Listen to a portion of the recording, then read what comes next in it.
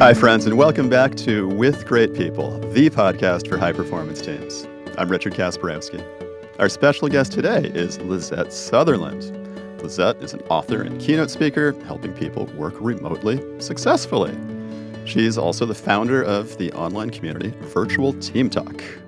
Hello, Lisette. Thanks for joining us. Hello. I'm co-founder, actually. I co-founded with Pilar and Mark Kilby, but I just want to shout out to them because they were... Perfect. It was a collaborative effort for sure. But yeah, that's a fun group. It's lasted a long time. Sure. It's Pilar Orti and Mark Kilby. Yeah, they're also good friends and well-known in the community of hybrid and remote working, which is what that's all about. Totally. In fact, I met Pilar almost 10 years ago. I interviewed her for the podcast, and I was doing it because I was researching my competitors and I wanted to see what they were doing. So I thought, I'll just sneakily invite them on my podcast and see what's up. You can find out a lot of information in an hour. But I liked Pilar so much that we became friends. And then we decided there's no need to be competitors. There's enough work for everybody. So why don't we just collaborate together and have more fun and create a bigger market? And that's what we did. It was a much better path. All right. I'm gonna share my sponsorship message. This podcast is sponsored by me. To support this podcast, visit my website, kasparowski.com. Lisette, tell me about your podcast.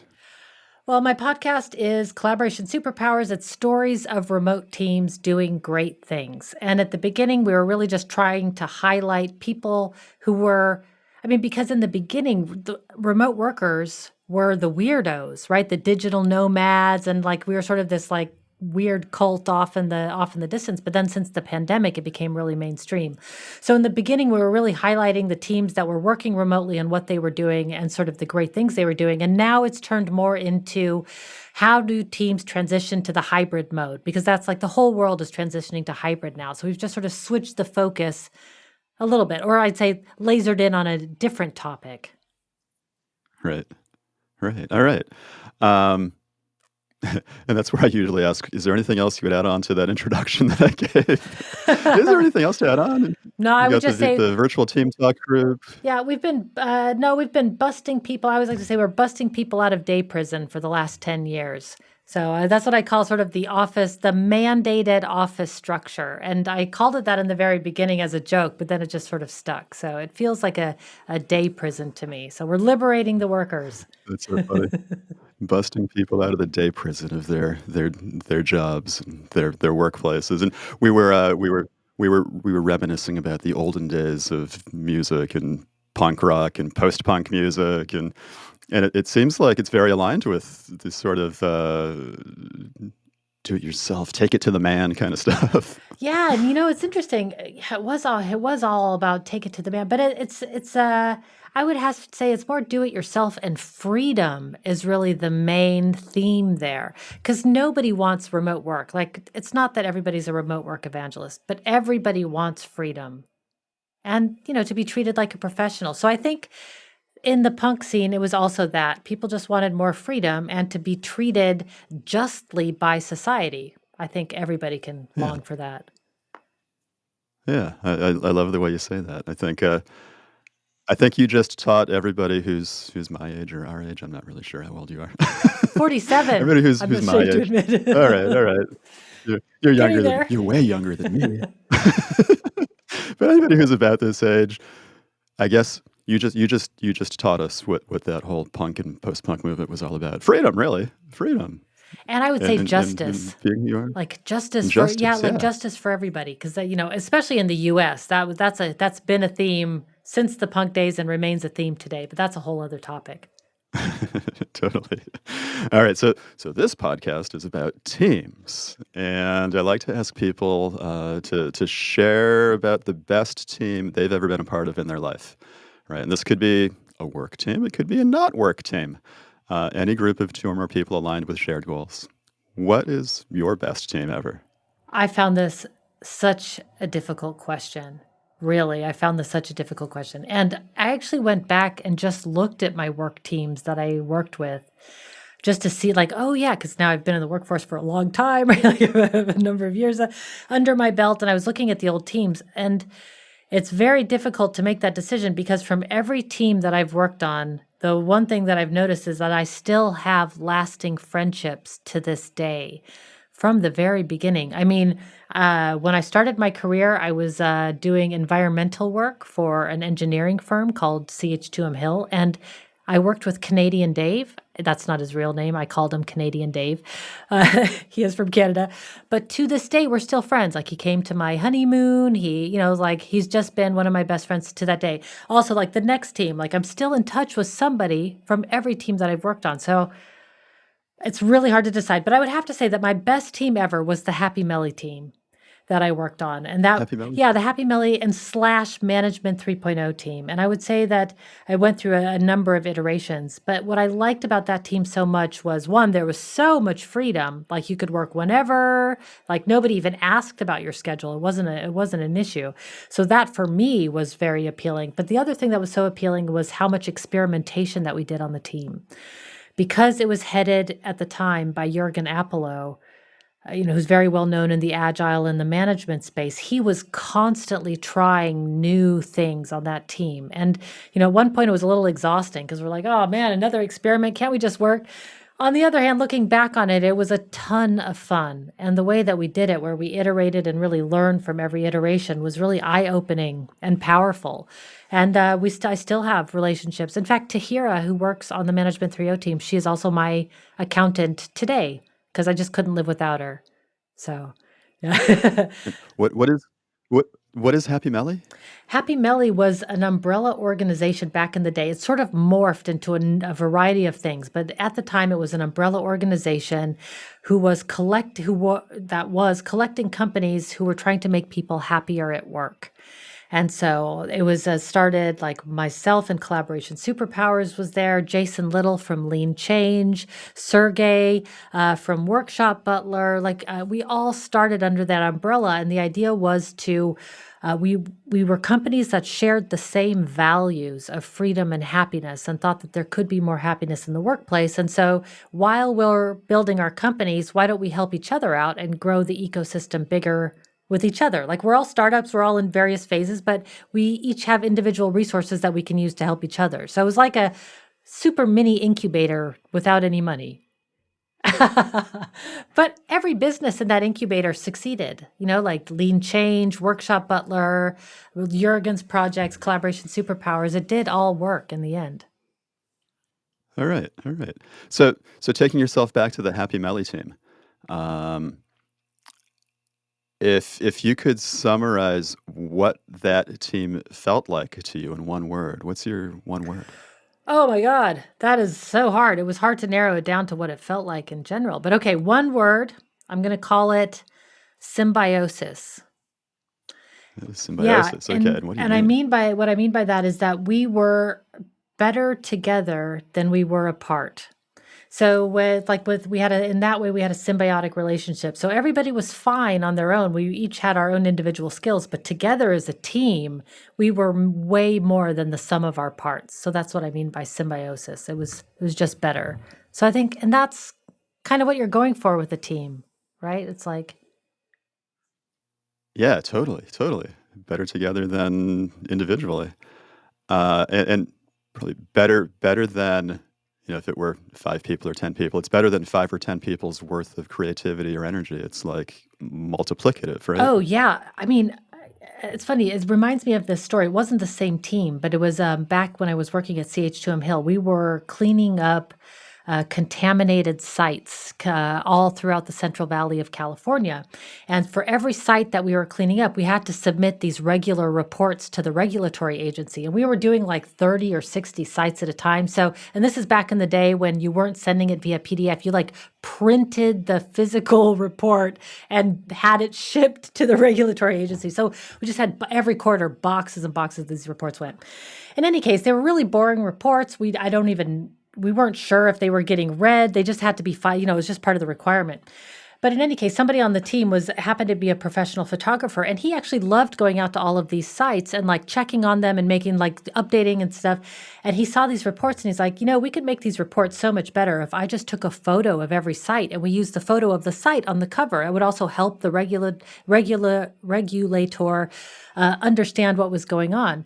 that's the kind of thing that happens when you have a magic team, right? Like this guy could have done nothing and it would have been fine. Those reports would get submitted. Nobody would have even thought about it. But he was like, extra initiative. How about I take the pictures? Like we make them pretty. And it was that's the kind of magic I think you want on the team. And that's what I mean by symbiosis. Yeah, yeah, yeah. Like in that case, here's something I love doing and I have a skill. And wouldn't it be cool if? Yeah, and why don't we enhance what we're already doing with great cover so they're not so boring and it helps the regulator, like look at the data and like, oh, here's a picture of the site on the cover. That also helps. Like it was just such a great team. Like and then when you have everybody doing stuff like that, that's where the innovation happens, right? One person's like, oh, I'll take pictures. The other person's like, ooh, I don't know, use pretty paper or I'll make the fonts nice. I don't know. But, you always have somebody contributing something. And at the end, we had these stellar reports. And actually, we had great success with it. They loved it. Uh-huh. So, yeah. Anyway. Yeah. And somebody even read them. Yeah, somebody may have even read them. Exactly. We hope. Now you would just transmit the data electronically. But, yeah. Yeah. The Happy Mello team or this team that was doing the cleanup in Central Valley of California. How do you know that it's a great team subjectively? What are some sensations or feelings or qualitative senses that this was a great team? I'd say the one thing is we all felt excited to work together, right? So it was like, it's not like you get up every day like, woohoo, let's get this party started. Like, that's not normal. But it was still like, it was still very motivating to be with these people because everybody was doing their job and you wanted to be part of the group of people that was doing their job. Like you wanted to also be competent in the group. It's like, it's if you're on a team with a group of slackers, my friend Magda was actually saying this to me the other day. She's like, at work, everybody's kind of in charge of their own projects. Nobody really cares or checks in if the projects are getting done or if anything's happening on them. And she's like, I try to move the ball forward every week a little bit. Like, that's not what I want on my team. I don't want somebody like, I guess since I don't want to totally not do anything, I guess I'll move the ball forward. Like, I want somebody pushing the ball forward, like. So, yeah. So I think that was the quality that one, we were excited about the work and we sought each other out. It's like even in our free time, we were kind of like, hey, what are you doing this weekend? Or, it's like if you're at work and you want to go out for drinks after work with people, like you only do that with a certain people, some people you just don't connect with. Yeah, you just are like, that's the last thing I want to do is go have drinks in a bar, like, no. How about objectively? We shared, you shared the idea that every one of the little companies that was part of Happy Mello ended up being successful. What else do you have for objective ways to observe that this was a great group? Well, what I wrote down when I was preparing for this was that we smashed our goals and we had fun. So I know that, so objectively, we were, the results spoke for themselves, I would say, especially on the Happy Mello team. So objectively, I would say, like, if you're not collecting metrics on your team, I would start setting that up right away. And actually, in Jurgen's book, Managing for Happiness, he has a whole chapter on the scoreboard index that I can recommend for how to start setting up metrics for your team. Because if there's anything I've learned about setting up metrics is that they move constantly. Like what you want to collect, how you collect it, the details, everything. It's never the same from month to month if you're doing it right, I think. So, Okay. So for Happy Mello, what were some of the goals and what were some of the measurements? well, we had, specifics I'm not going to remember so clearly, but we had OKRs that we set up with Happy Mello. And so we would have the ultimate goal, and it was usually, at the time, If I can focus on Management 3.0, for example, there was a number of facilitators that they wanted to achieve. So we would have a goal of a number of facilitators, and then everybody would come up with their own ways of like, how do I contribute to the organization so that in the end we get all these facilitators? And we would check in every month on these goals. And then Jurgen had a whole metrics spreadsheet that we would check in every Monday on like social media and followers and just like who's downloading things, how many people are on the mailing list. So just that we would look at the numbers as a team every week. And I think, if you're working together as a team and you like each other and you like the work that you're doing, you're going to be going in the right direction. But if you're not measuring it, then you're a little directionless, like you're kind of throwing spaghetti at the wall, I feel, and seeing what works. So I think what we had a very clear direction, a very strong sense of value and community, and then metrics to back up our assumptions.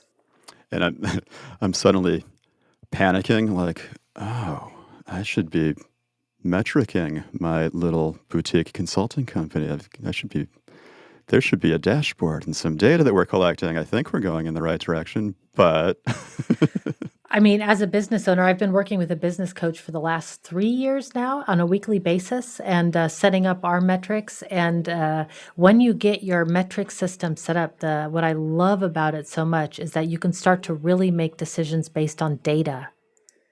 So that's the part that I like the most, because there's some things that you're like, oh, I would have set that up differently. But because I measured along the way and was iterating along the way, it just ended up in a...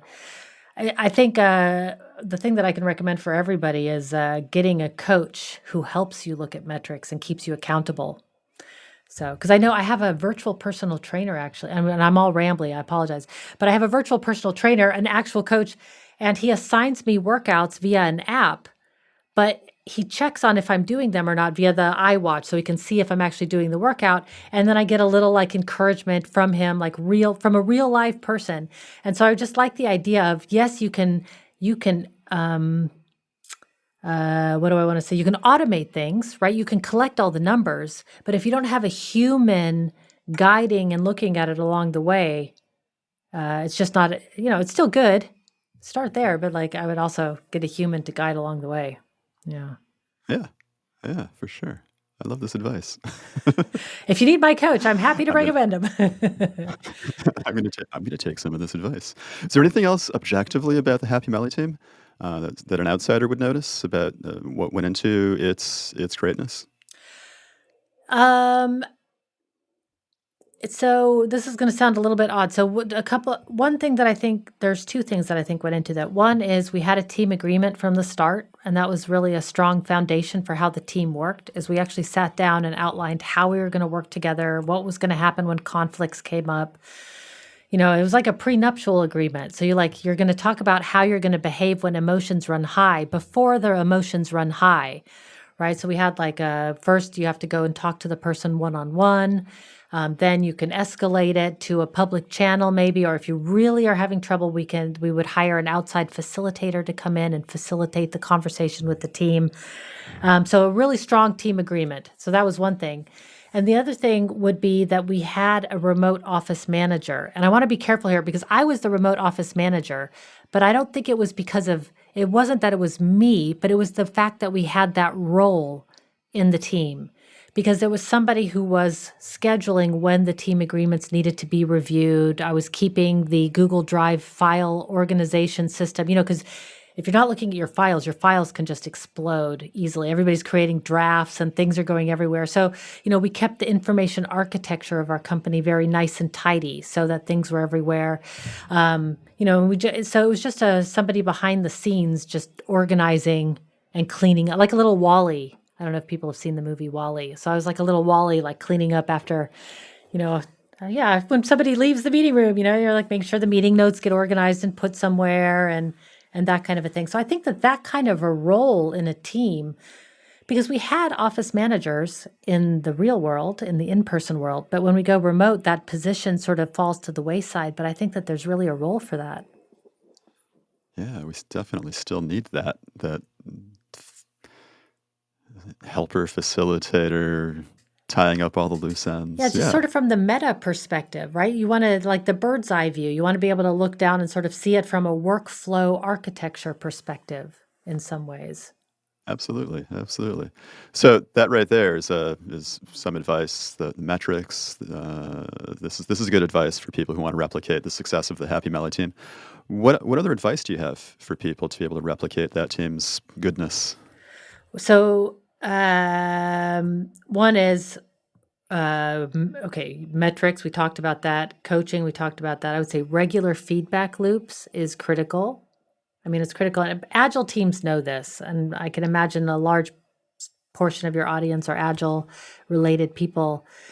So regular feedback loops, and then one-on-ones. They're really hard, and everybody's busy. But I still like to make the case for one-on-one, just checking in and seeing if people are okay. Especially now after the pandemic, like a lot of people are not okay. Like they're tired, and so it's just good to check in. And then another thing that one thing that came up for our team recently that I was really struck by was we started asking the question in one of the team meetings, what can we do to make our workday more pleasurable?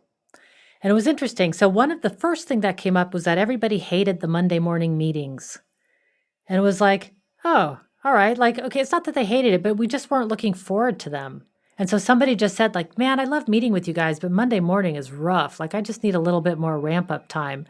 So we changed the Monday morning meetings to Tuesdays, and sometimes that's just like brought a lot of joy for the team. So I think what I liked about the question is what can we do to make our work more pleasurable was kind of a good one to pose to the team. It brought up some stuff, some other stuff that was just like, oh, interesting. So that's the advice I would give is one, regular feedback loops, but also like really specifically asking how to make it better and maybe putting it in terms that you might not normally use at work and make sure that it's appropriate. Because like pleasurable is an iffy word, right? Like it could go a number of ways. So but anyway, but that's what we use. That was so as I'm not trying to be inappropriate on the podcast. That's what we used. We were trying to make our work days more pleasurable. And then the other thing that I like about the one-on-ones that I want to go back to is that connection on teams and team building. And what I always say with remote, because everybody's struggling with team building with remote. And what I always say is connection happens when we pay attention to each other. So with remote and virtual, we just need to find some ways to pay attention to each other, right? Like touch points. Maybe it's an icebreaker. Maybe it's a Slack channel. Maybe it's the one-on-one. Maybe it's the virtual coffee, whatever it is.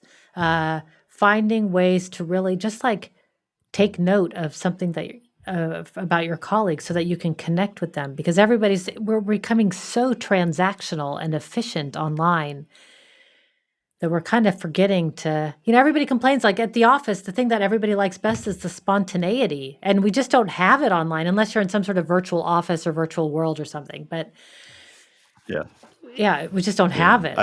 I get this from the Slack group that the virtual team talk Slack group. I get a little bit of this. My little company is so small that I don't get much of it with my little company. It's me and a couple of part-timers, and we get a little bit of it, but it's like, hey, look, it's my doggy, and Yeah, somebody hearts or happy faces the message.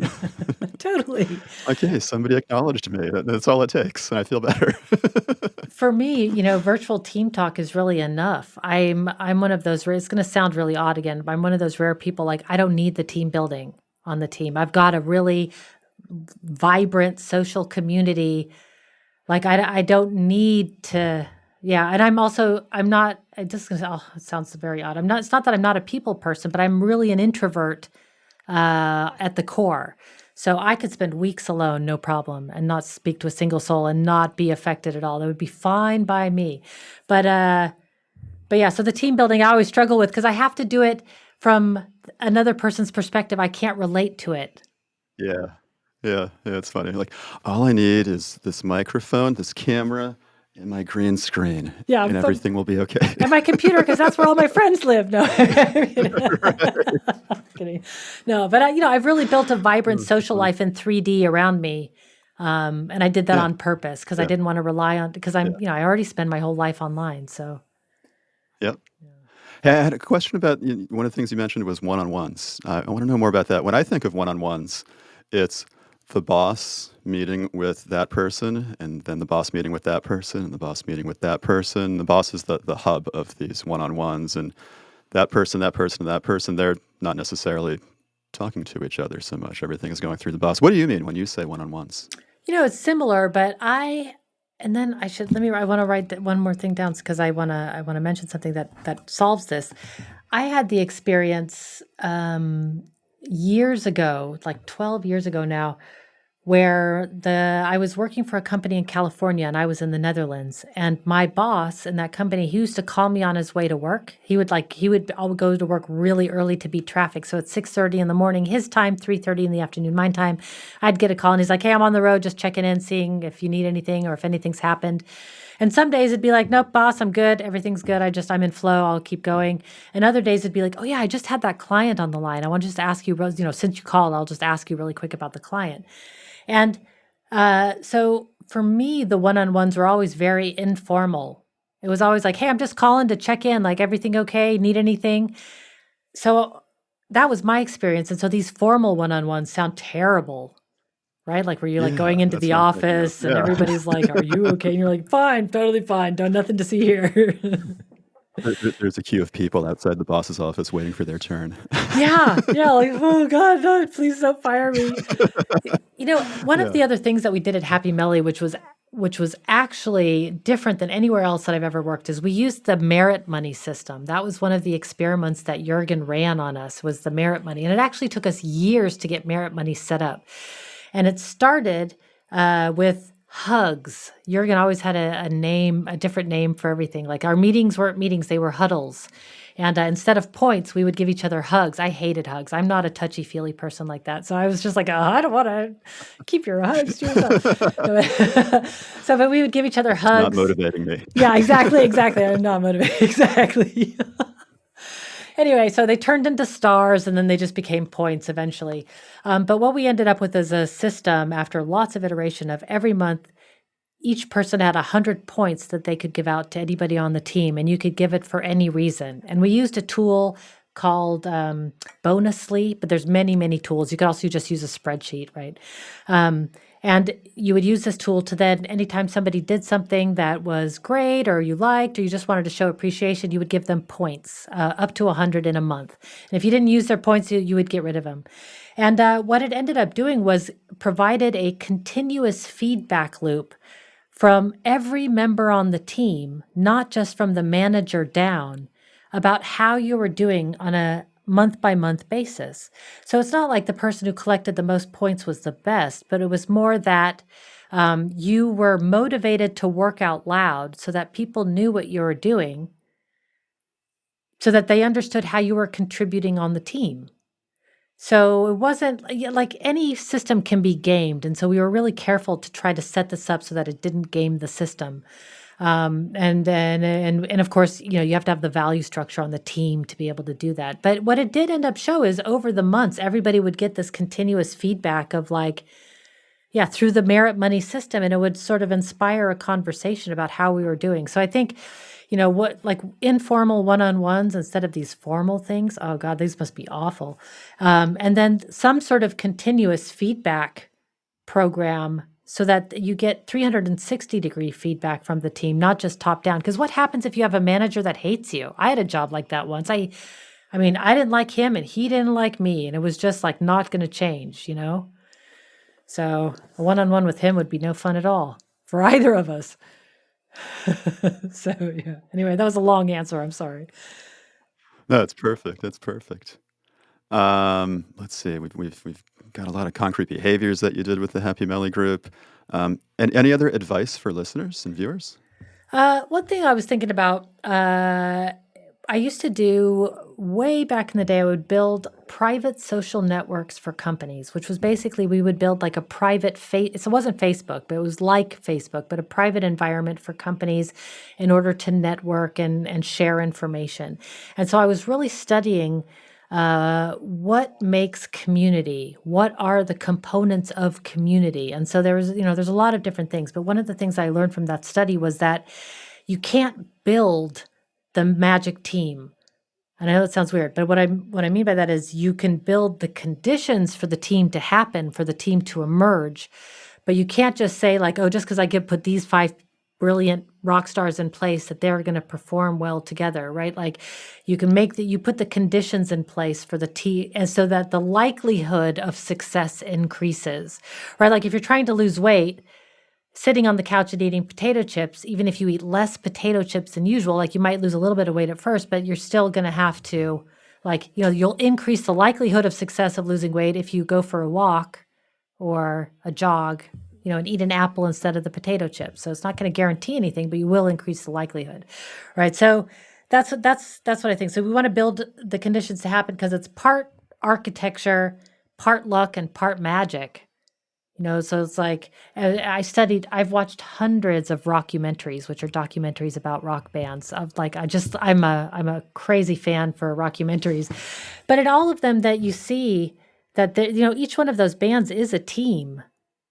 And that it's kind of some of those bands, it's pure magic the way that they got together, like Depeche Mode, or, it's just like random, these kids that knew each other when they were like 12 years old, that like ended up being together the whole life. Just these magic situations that form great bands. So I would say people are really focused on building the team, but I would say actually you should be more focused on building the conditions that the team will be working in.